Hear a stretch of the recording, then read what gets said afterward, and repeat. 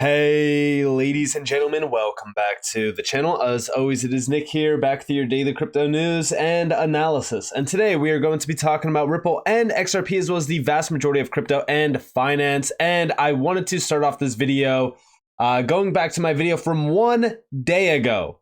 This is 1 day ago. And I said, they're lying to you. This is terrifying. And a lot of people thought this was clickbait, but it's kind of comical because in this video, in the first 30 seconds, I talked to you guys about this post from CNBC. And it's actually what Jamie Dimon is saying. He's saying this part of the crisis is over after they acquired First Republic Bank. Now, in this, Anthony Welfare actually quoted this and said, "Love the narrative. This is only just beginning. Check Pac West for the next to fall." And I even did warn you guys to make sure that you are keeping a close eye out on regional banks. Well, guess what we've seen today? Breaking bloodbath in regional banks. Pac West Bancorp down 39.3%. Western Alliance down 22%. Regional Bank ETF, IAT, down 6.5%. Every single name in the regional bank ETF is red. PNC, USB, TFC, and so many other ones. This is going to be a trend that continues to go on and on and on. It's going to look like a never-ending bank failure, but this is because all of those big banks, those big, too big to fail banks, they're coming in and they're swooping these banks up. They want to centralize the system, and we'll talk about why. But we have been warning about this for so long. In fact, I went all the way back to March where we did see Janet Yellen say that liquidity is strong in the US. Well, we just found out that she's saying that we could run out of money by June if we don't raise the debt ceiling. That doesn't sound like liquidity is strong. But also she was talking about liquidity in the banking system. She was saying that banking system is strong on liquidity. But that doesn't make sense because since the end of March, we have seen bank collapse after bank collapse, and it seems as though this is going to continue on. Very interesting. But then also, we did see from Jerome Powell from March 22nd, the US banking system is sound and resilient. Remember those two major terms there, sound and resilient, because guess what we recently seen today? That's right. We've seen the same exact narrative being pushed by the Fed chair. And this is to make sure that you are not running out and taking your money out of the bank. They don't want you to do that. We've seen the Fed raise rates by 0.25%, and we'll talk about why that is very important to note, but we do see conditions in that sector have broadly improved since early March. Listen closely to what he's saying here. Let me comment briefly on recent developments in the banking sector. Conditions in that sector have broadly improved since early March, and the U.S. banking system is sound and resilient. We will continue to monitor conditions in the sector. We're committed to learning the right lessons from this episode, and will work to prevent events like these from happening again. As a first step in that process, last week we released Vice Chair for Supervision Barr's review of the Federal Reserve's supervision and regulation of Silicon Valley Bank. The review's findings underscore the need to address our rules and supervisory practices to make for a stronger and more resilient banking system, and I'm confident that we will do so. From the perspective of monetary policy, our focus remains squarely on our dual mandate to promote maximum employment and stable prices for the American people. My colleagues and I understand the hardship that high inflation is causing, and we remain strongly committed to bringing inflation back down to our 2% goal. Price stability is the responsibility of the Federal Reserve. Without price stability, the economy does not work for anyone. In particular, without price stability, we will not achieve a sustained period of strong labor market conditions that benefit all. So yeah, again, all of this nonsense narrative pushing. Make sure not to withdraw your money from the bank, right? It's all sound. Everything's resilient. The banks are fine. Liquidity is strong.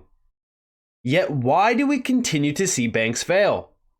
But you know what's funny about all of this? This is comical. So here you have First Republic Bank.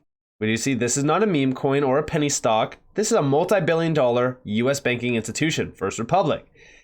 Its market cap is now below $1 billion. It is down 95% in 2 months. And here you guys have it. Now, what's interesting about this is that going back to March 12th, interesting. That's right around the same time that Janet Yellen was telling us that liquidity was strong. Powell was saying that the U.S. banking system is sound and resilient. And First Republic was saying that its liquidity remains very strong in a bid to calm nerves following Silicon Valley Bank's collapse. Okay.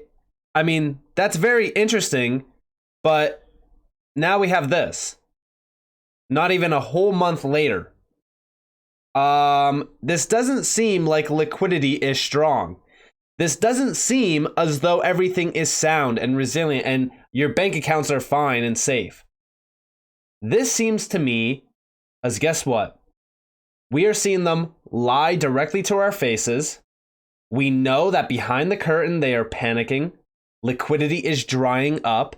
These banks are completely broke.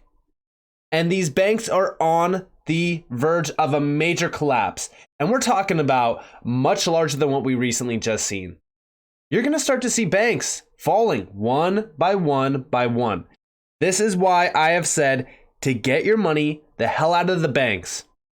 And for anybody that is in crypto, by the way, because remember, a lot of these crypto exchanges are banked by some of the larger banks out there, make sure you are storing your crypto in cold storage. It doesn't matter if it's a Ledger or a DCENT wallet. I do have links to both of them down in the description below as well as in the comments below, but you got to make sure that you are cold storaging your crypto.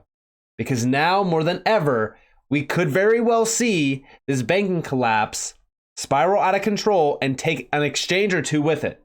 I'm not saying that that's going to happen. I'm just saying that this could very well cause a lot of problems around a lot of markets. But we do see over here that Federal Reserve raises interest rates by 25 BPS, insists the U.S. banking system is sound and resilient. With this, we did see a major warning. Going all the way back to April 30th, we seen from Elon Musk. He was actually responding to Lawrence Summers over on Twitter. We see if the Federal Reserve does what's necessary to contain inflation, I think a slowdown is likely to come.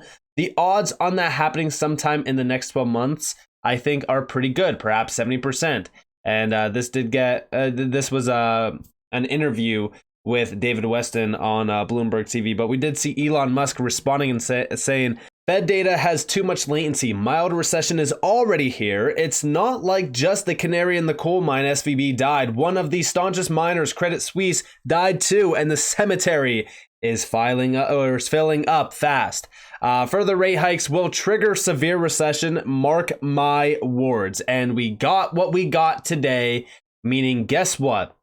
Banks are going to get constricted even more. And I do believe that this is all by plan. It's very simple. And we'll talk about that here in a second. But I do also want to talk to you guys about SOFR. So even the June 2023 SOFR futures contract right now is being heavily bought after hours. This would mean a significant chance the situation escalates so much the Fed has to cut rates at its next meeting in June.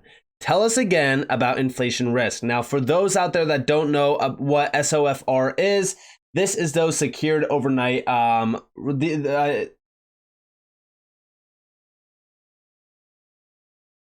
This means secured overnight financing rates, and ultimately this measures the cost of borrowing cash overnight collateralized by the Treasury securities.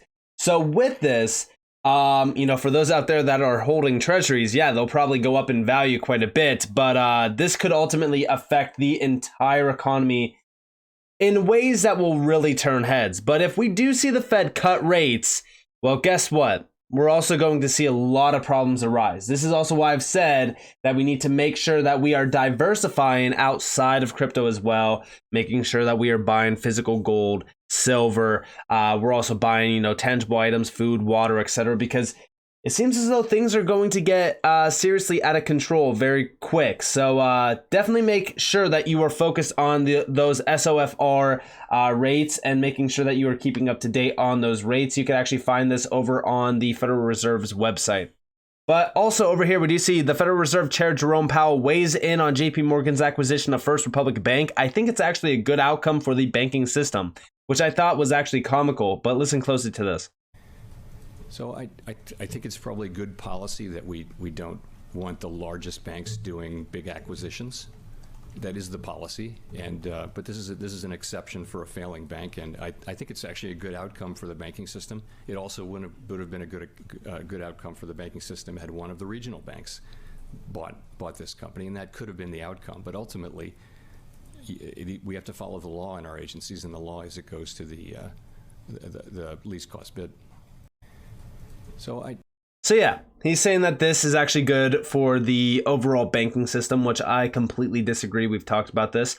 But we do see over here, I think small and regional banks are good for the banking system. One sentence later, JP Morgan was allowed to acquire First Republic despite them controlling over 10% of U.S. deposits. The FDIC waits for small banks to collapse and sells them for pennies to the dollar to large banks. Meanwhile, they tell the public that small banks are good for the system. Nothing adds up. And the issue around all of this is, well, guess what? It's very simple. One, they didn't even give any other bidders a real opportunity. This is actually coming from an FDIC director, which I thought was very interesting. But then we've seen this over here. So this is what I have been talking about quite a bit on this channel, which I think everyone should pay attention to this trend. We've actually talked about this with JP Morgan going after Ripple. We actually talked about JP Morgan with JP Morgan Coin. But then we also talked about the FedNow service. And we do see down here the Federal Reserve is single-handedly destroying all U.S. regional banks to make JP Morgan the biggest bank in existence. And we do see first JPMC, then CBDC. Whether it's intentional or emergent, this is indeed what's happening, a backdoor nationalization of the banking system. Blue Tribe is killing Gray Tribe banks, SVB, FRC, and Red Tribe banks, regionals, to consolidate all the assets at the too big to fail banks, especially JP Morgan. Then they roll out FedNow. Even if it's not a CBDC, it's central bank digital control with every transaction choke pointed through them. First JPMC, then CBDC. But yeah, this has been my thought process all along. They want to fully control the banking sector. They want to give all the control to JP Morgan. JP Morgan has been one of the most corrupt and manipulated banks out there. We have so much on JP Morgan just from the Ripple case, for an example. And there's a lot of ties to even Ethereum through JP Morgan. So to me personally, as we look at a lot of these elites and these banking giants, one thing is clear. They are causing a lot of what we are seeing right now around the financial world. And although even as we do see here, like it's not, whether it's intentional or emergent, this is indeed what's happening. So this is just a doorstep for nationalization to happen around the banking system. They want to fully control this, and things are going to get a lot worse. I've said it. And a lot of you out there, I see you guys comment on the video saying, there's good news out there as well. But the problem is that, listen, we need to face the facts. We need to be real here. And a lot of the things that I'm seeing currently are leading us down the road right to 2008 again, except this is going to be much larger and a lot worse. So we need to make sure that we are preparing now before it's too late. And that is exactly why I'm making this a spotlighted issue and topic on this channel. So with that being said, I hope that you guys enjoyed this video. If you guys did, definitely leave a like, subscribe, to notifications on because of more free content. You guys are more than welcome to follow me over on Twitter, as well as join the free Discord and the Telegram down in the description below. As always, up to you all. Have a beautiful day or a beautiful night wherever you guys are on this beautiful world. It's been Nick. Peace out, guys.